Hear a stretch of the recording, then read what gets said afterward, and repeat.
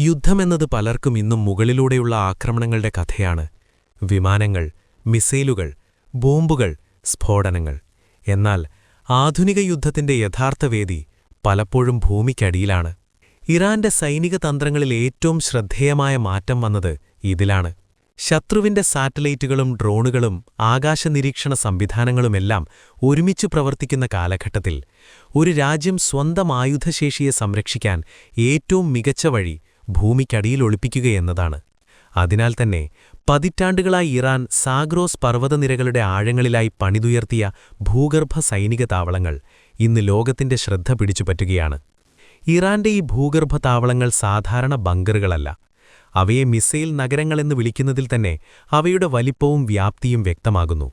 നൂറുകണക്കിന് മീറ്റർ ആഴത്തിൽ പ്രകൃതിദത്ത പാറകൾക്കും ഉറപ്പിച്ച കോൺക്രീറ്റ് പാളികൾക്കുമുള്ളിൽ ബാലിസ്റ്റിക് മിസൈലുകൾ സൂക്ഷിക്കാനും നീക്കാനും